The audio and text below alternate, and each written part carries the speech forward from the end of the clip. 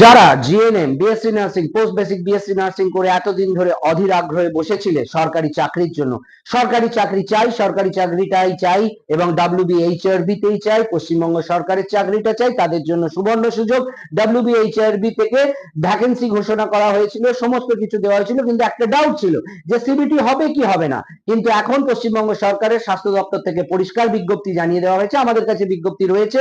তোমরা যদি জানতে চাও আমাদের টেলিগ্রাম গ্রুপ জয়েন করতে পারো বা আমাদের গ্রুপে জয়েন করতে পারো বা আমাদের ফোন করতে পারো। আমাদের এই ইউটিউব চ্যানেলে যে নাম্বারটি দেওয়া আছে ওই নাম্বারে ফোন করলে আমরা তোমাদের পাঠিয়ে দেবো। সেটা হচ্ছে পশ্চিমবঙ্গ সরকার বিজ্ঞপ্তি জারি করে জানিয়ে দিয়েছে সিবিটি পরীক্ষা হবে এবং 85 নম্বরের সিবিটি হবে এবং সেখানে কোনো একাডেমিক স্কোর থাকবে না, কোনো এক্সপিরিয়েন্সের স্কোর থাকবে না, অর্থাৎ একাডেমিক এবং এক্সপিরিয়েন্সে কোনো মার্কস দেওয়া হবে না। যেটুকু মার্কস দেওয়া হবে সেটা ম্যাক্সিমাম দেওয়া হবে সিবিটি তে এবং সিবিটি সিলেবাস বাকি ডিটেলস আর কিছুদিনের মধ্যেই বেরোবে। বাট আমরা সূত্র মারফত জানি কি সিলেবাস হবে, কোথা থেকে প্রশ্ন হবে, কি প্রশ্ন হবে, কোন জায়গা থেকে ওরা সিলেবাস করবে।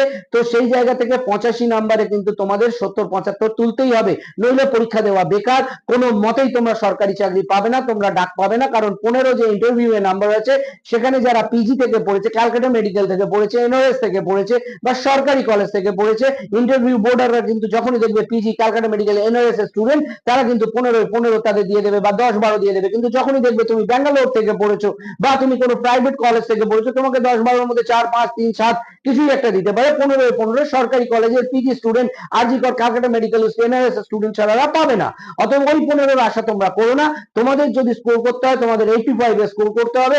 85 এর মধ্যে 70-75 স্কোর করলে 4-5 যা পাবে, 85-80 মধ্যে আমরা যদি স্কোর ডাউন করতে পারি আমরা কিন্তু সরকারি চাকরিটা পাবোই। এবং এই 80-85 মধ্যে 70-75 পাওয়ার জন্য কোথা থেকে পড়বে, কি পড়বে, কতটুকু পড়বে, কেমন ভাবে পড়বে, কোন জায়গাটা পড়বে, কিভাবে মক প্র্যাকটিস করবে, কিভাবে নিজেকে তৈরি করবে, কোন কোশ্চেন গুলো কমন আসবে, সেগুলোর জন্য জয়দেব স্যার ক্লাসেসে কিন্তু আমরা প্রিপারেশন দিচ্ছি। তোমরা যদি চাও জয়দেব স্যার ক্লাসেসে ইমিডিয়েটলি একদম অ্যাফোর্ডেবল, নর্মাল, একদম জাস্ট সামান্য ফিজে তোমরা ইমিডিয়েটলি ক্লাস জয়েন করো। এবং আমাদের ক্লাসে বহু স্টুডেন্ট অলরেডি ক্লাস শুরু করে দিয়েছে সিবিটির জন্য।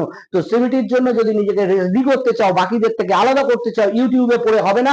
ইউটিউব থেকে 1000টা ভিডিও দেখে তুমি 1000 জনের মধ্যেই থাকবে। কিন্তু যদি তোমাকে আলাদা কিছু করতে হয়, ডিফারেন্ট কিছু করতে হয়, তোমাকে যদি বাকিদের থেকে আলাদা যেতে হয়, এনএস থেকে শুরু করে ভাইস প্রিন্সিপাল থেকে শুরু করে সমস্ত এক্সপিরিয়েন্স টিচারদের তোমাদের কনসালটেশন দরকার, গাইডেন্স দরকার, মোটিভেশন দরকার এবং তাদের ওরিয়েন্টেশনটা দরকার। যদি you want to be a successful in this exam and if you wants to be a different from the others aspirants, তুমি যদি ভেড়ার পালে ঢোকো তাহলে কিন্তু তোমার ওই ভেড়ার দশাই হবে। কিন্তু ডিফারেন্ট যদি হও, নিজেকে আলাদাভাবে তৈরি করো, you will be a successful in your exam. Congratulations and hope you will be